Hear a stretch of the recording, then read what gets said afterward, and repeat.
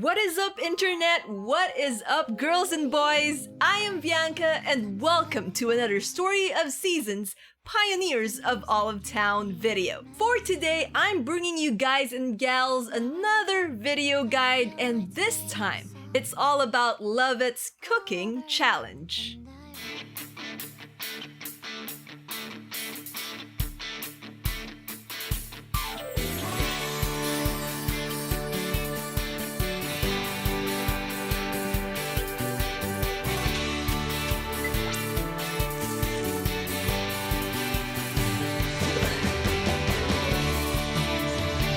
So, for those who are unaware and bemoaning the fact that there is no cooking festival in this iteration of the Story of Seasons franchise, I am here to tell you that there is a substitute for it, and one that I personally think is a lot tougher than the cooking festivals of the past, and that is Lovett's cooking challenge. Lovett, or daisuke in the Japanese version, is Olive Town's gourmet with a weird palate and a penchant for eating what others may deem inedible. He lives in that grand mansion to the west of town, where you can also interact with a notebook there that features a list of requests of dishes he wants you to cook. There are 5 batches of requests, beginning with the easiest and ending with the toughest, that requires you to make use of your farm and its facilities to the fullest. And I am here to help you as much as possible breeze through the entire thing.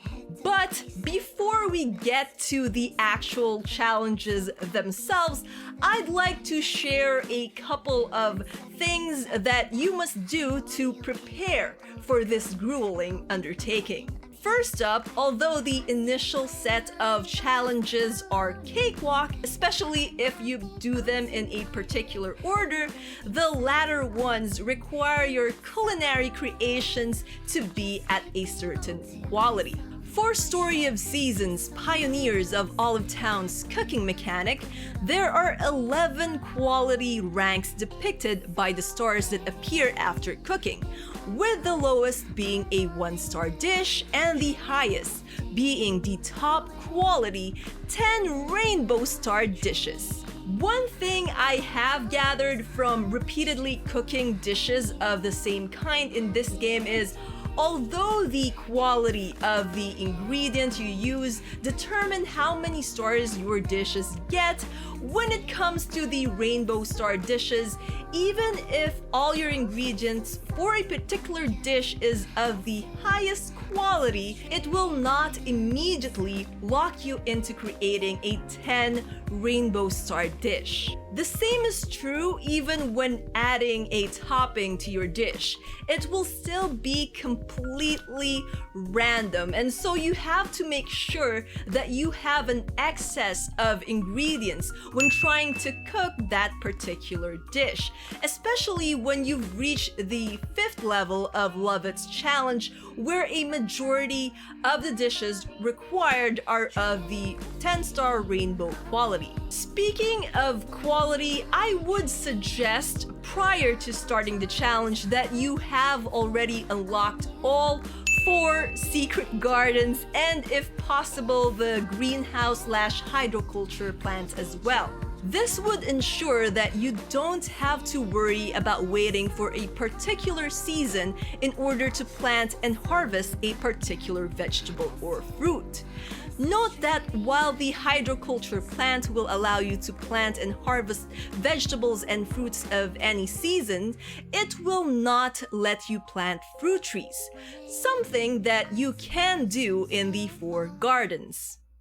Another thing you should have prepared are seeds of the highest quality, and that includes having planted fruit trees that are already at 10 stars in order for them to produce high quality crops. You can increase the quality of your crops by asking for the blessing at the shrine, which increases the quality of your land, something we've talked about in a previous video, and then using the crops planted planted from that point on at the seed makers until you get 10-star seeds. For the livestock produce, it is easier to have livestock capable of producing 10-star items.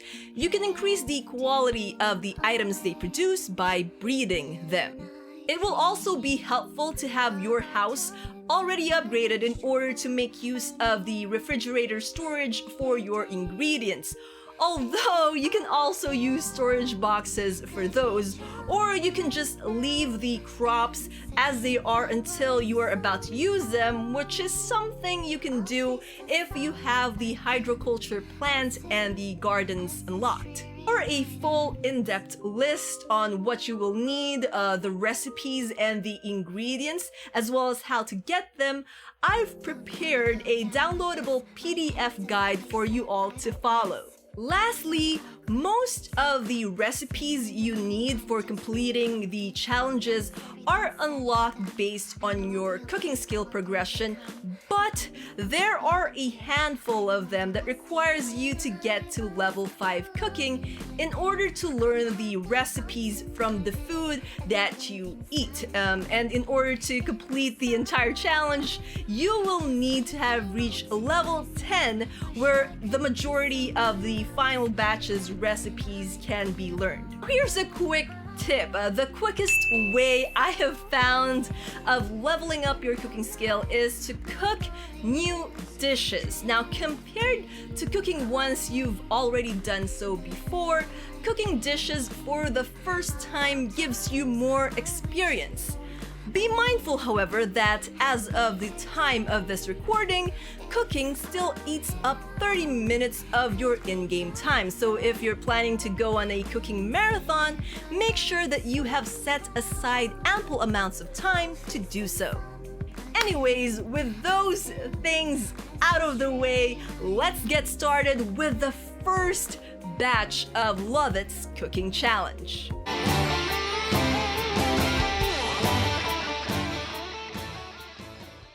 The first batch has 6 dishes for you to make: shellfish soup, vegetable salad, fried egg, curry rice, mala crayfish, and oshiruko. And while you can start at any of these, I would highly suggest doing shellfish soup first. Not only does it have easy to obtain ingredients, but the rewards for the shellfish soup will also help you out on the next dish, vegetable salad, which in turn will give you a reward that you can use for the next 2 dishes, curry rice and mala crayfish. For curry rice, you will need cooked white rice, which if you don't have any, completing the fried egg on this batch will give you one as a reward.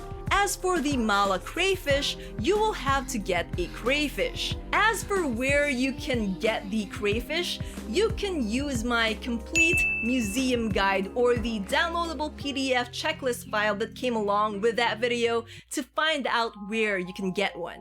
For the fried egg dish, it's really pretty basic, as all you need is a single piece of egg, which you should have if you are already taking care of the chickens. If not, you can buy one from the grocery store.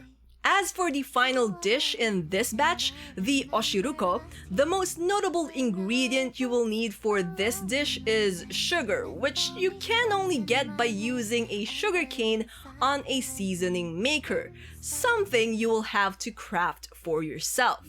Once you have handed over this batch's final dish by interacting with the notebook, the second batch of Lovett's challenge will unlock for you.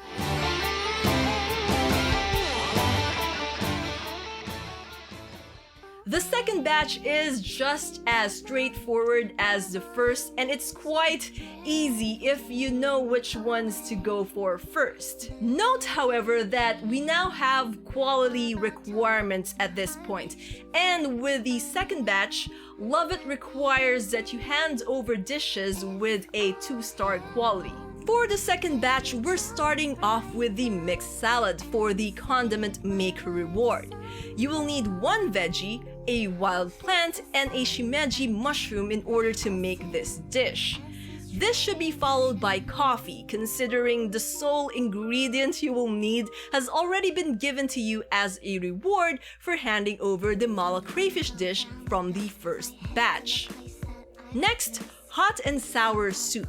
This one has notable ingredients in it, the soy sauce and the shiitake mushroom. For the soy sauce, you can make one by inserting beans into the condiment maker. Shiitake mushrooms, on the other hand, can be foraged during spring, or if you have already sold one before, you can buy seeds for it and grow some yourselves using a mushroom log. Kitsune udon also has a notable ingredient in it, flour, which is something you can get by inserting wheat into the powder maker. Be sure to make a couple of flour while you're at it, since you will be using it on other dishes as well, including tempura, which also needs a veggie, an oyster, and a giant tiger shrimp. Again, consult our complete museum guide on where you can get the oyster and the giant tiger shrimp if you need to.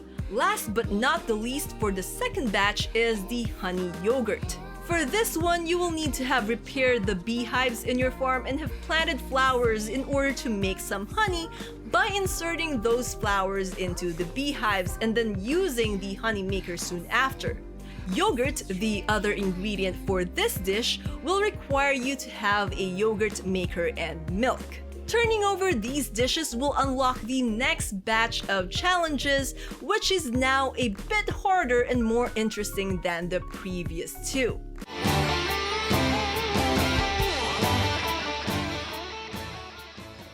In the third batch of Lovett's challenge, you will need to figure out what dish he is talking about. The third batch also requires that your dishes be 4-star in quality. Now, you can do this batch in any order you desire. I will only be talking about them in the order that they appear in Lovett's challenge. So, here we go. For the small fish marinade, you will need to have gotten your cooking level to level 6. Once you're at level 6, head on over to the Cape Side Bistro and order it from there to learn the recipe. As for ingredients, you would need 2 fish of the small group, which can either be sardines, shishamu smelts, horse mackerels, or dace. Again, consult my complete museum guide on where to catch these, an onion, and vinegar. The vinegar can be obtained by inserting rice into the condiment maker. For Lovett's request for a bowl of cold soup, you can either hand over a gazpacho or a sour cherry soup. I personally went with the gazpacho because of how easier it was to get the necessary ingredients, which are tomato, cucumber, and a pepper. Neapolitan pasta is another dish that requires you to be at level 5 cooking skill and eat the dish itself from the hotel and cafe to learn. Ingredients for this dish includes flour, tomato, onion, and green pepper. For the sweet entree request, you can cook the following: vegetable sandwich, unaju, kitsune udon, chestnut rice, boiled fish, jam sandwich, French toast, boiled sweet potatoes, quiche, calcots, or tortilla soup. Personally, I went with the kitsune udon from the second batch of challenges as I still had ingredients for that. For the white in color and mellow request, there are actually a lot of dishes you can cook for this: egg sandwich, jam sandwich, tuna sandwich, cream sauce pasta, gratin, carbonara, mushroom pie, stew, tom yum pla, seafood pilaf platter, cheese fondue, giant seafood pizza, and hot pot.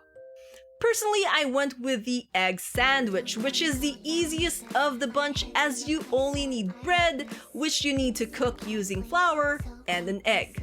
A warm dessert can be any of the following: oshiruko, pancakes, or baked apple. For this one, I went with the pancakes, which is again the easiest of the batch to make, only requiring flour, eggs, and milk as ingredients. For the remaining dishes, it shouldn't be hard to make as the notable ingredients, mixed spices for the ethnic curry and mixed herbs for the chai, is something you will already have as rewards from the previous batch of challenges. With all of these cooked and handed over to Lovett, you will unlock the next tier of challenges/requests.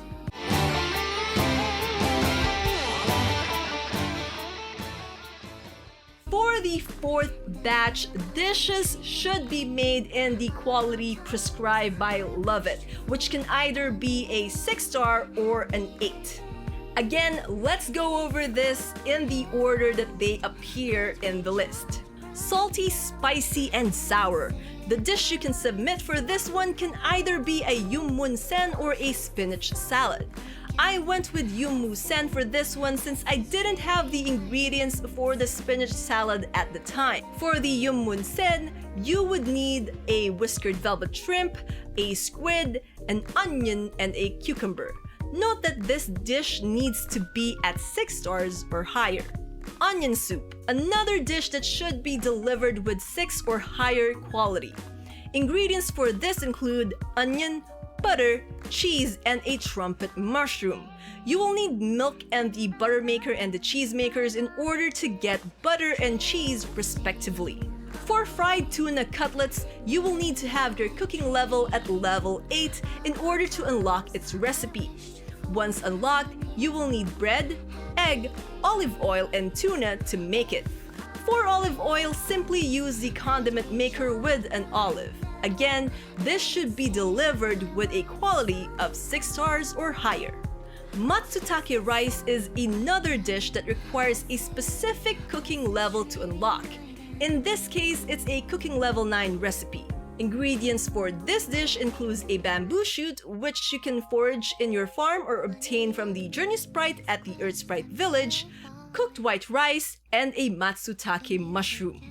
With the searingly spicy yet irresistibly mellow dish, you can deliver either a PoOT pong curry or a tom yum pla. Like the matsutake rice, these two dishes require your cooking level to be at 9 in order for you to obtain their recipes. Both dishes also require you to have caught either a giant king crab or a giant catfish, respectively. Both of these are legendary fishes that are easy to catch. For the PoOT pong curry, you will also need mixed spices, coconuts, and an egg, while the tom yum pla will require a coconut and a mixed herb to make. Black, sweet, and cold can be any of the following dishes: Mont Blanc, coffee pudding, chocolate cake, sauerkraut, tiramisu, brownies, or lamington. And because I didn't want to trouble myself, I went with making coffee pudding, as it only requires an egg, milk, sugar, and coffee powder. Mushroom marinade is a level 7 cooking recipe, and it requires different kinds of mushrooms to make, such as coral mushroom, shimeji mushroom, and trumpet mushroom, along with some vinegar. This is also the first dish in the list that requires you to hand over an 8-star quality. Aquapazza is a soup whose recipe you can learn from eating it at the bistro or the cafe. For this recipe, you will need a crab of any kind, olive, star snapper, and tomato. An entree that is salty, mellow, white, and yellow can either be a cream sauce pasta, gratin, carbonara, mushroom pie, cheese fondue, or giant seafood pizza. It's almost the same list as the white in color and mellow challenge from the previous batch, and for this one I went with the easier carbonara dish that only needs cheese, egg, flour, and milk. Lastly, white, sweet, and ice-cold juice can either be a yogurt drink or a coconut juice. For the yogurt drink, you will only need yogurt, while for coconut juice, you will need some coconuts and lemon marigold. So naturally, I went with the yogurt drink. Once all dishes have been submitted, the final and hardest batch of dishes for Lovett's challenge will finally unlock.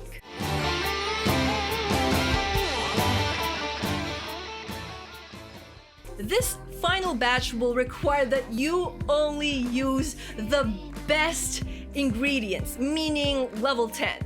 However, with how random the results can be, even including just one level 8 ingredient can still provide you with a level 10 dish, provided that you use toppings. This batch also requires some very special ingredients that can randomly spawn from 10-star crops and fruit trees.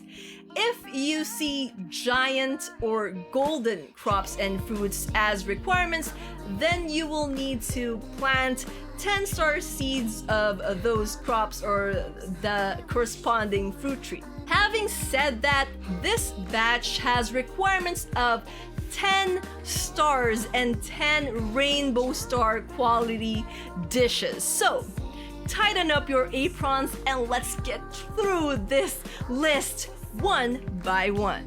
The first in the list is rosoli, whose recipe you can unlock at cooking level 10. For the 10-star rosoli, you will need an apple, carrot, cucumber, star potato, and the topping of vinegar. The second dish, a soup that glows with bright pink hues Lovett is asking for, is a sour cherry soup, the recipe of which can be obtained at cooking level 9 and will require some cherry, lemon, mixed herbs, sugar, and a golden rain rosemary for a topping. This dish also needs to be at 10-star quality. The cheesy dippable entree third dish is the cheese fondue, which is another level 10 recipe. For this, you will need a broccoli, cheese, giant sweet potato, and a pumpkin topped with some carrots. Again, 10-star quality is required. Genovese pasta is a level 10 cooking recipe that can only be obtained by eating the very same dish over at the bistro or the cafe. To make this dish, you will need some cheese, flour, a giant avocado, olive oil, and have to top it off with a sage. Like the others before it, this one also needs to be of 10-star quality. The final 10-star quality dish you would have to make is an entree that is piping hot. You can choose to make a cheese fondue, again for this dish, a hot pot, or a kimchi hot pot.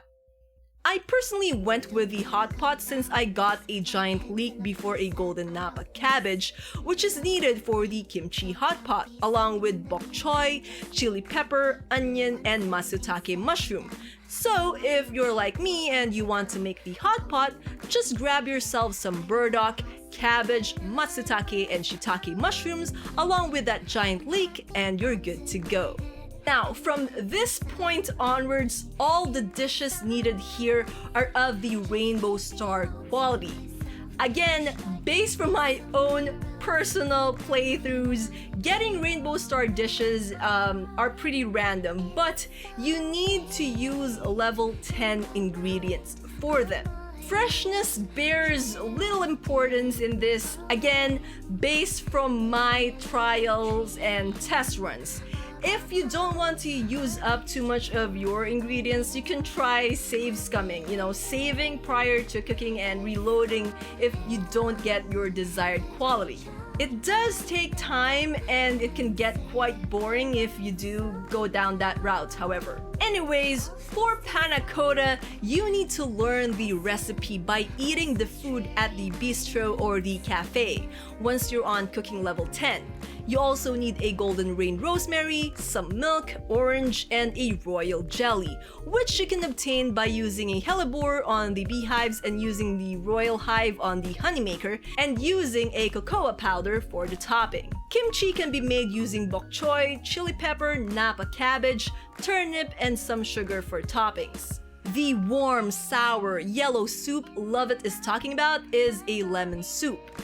You will need some lemons, napa cabbage, and onion topped with some mixed herbs to cook this level 10 dish. Grilled fish may sound simple, but I found that using anything less than a large fish can keep you from getting a rainbow star quality dish. If you can even land a legendary fish to use for this dish, like the giant catfish or even a catfish, then all the better. The entree that is black and white is a tom yum plau, which is something we've already made from the third batch of challenges. The entree that is sweet, sour, and spicy is a tortilla soup, which requires cooking level 10 for the recipe and an avocado, corn, mixed spices, zucchini, and oregano for ingredients. And finally, the last dish for Lovett's cooking challenge, the fruit au lait, is a dish whose recipe can be learned by drinking it from the bistro or the cafe at cooking level 10. You will need some milk, peach, pineapple, strawberry, and banana to make this drink.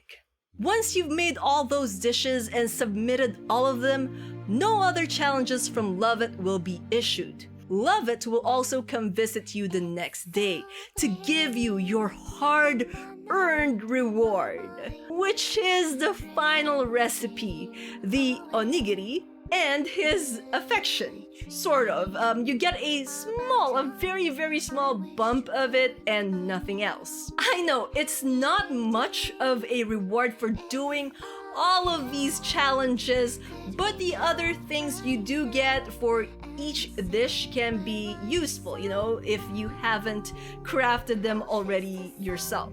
But yeah, I really wish there was something more we could have gotten from completing this challenge. But anyways, that is the end of this video guide, and like what I did with the complete museum guide, I'll also be including a downloadable PDF guide for all things related to cooking and all the information provided here as well via our Discord page, the link of which is in the description below. I have to say though, of all of the guides I have made, this was not as hard as the museum guide. It just required a lot of trial and errors and experiments when it comes to figuring out how the rainbow quality dishes worked. Now, I'm not saying that what I found is definite, but it's something that I noticed as I was playing and completing this challenge and cooking the vast majority of the dishes in this game. If there is anything more you guys can share with the community, you know, anything more you can add, then please do so in the comment section down below. With this video done, I can now move on to doing the next one, which is an in-depth farm tour. Yes! It's something I'm really excited about sharing and something I plan on presenting differently than the others of its kind. So, thank you all for watching, and I'll see you all in the next video. Until then, you guys know the drill. Dream on, fly on. Bye bye for now. Keep safe, everyone. One day we'll have a last conversation.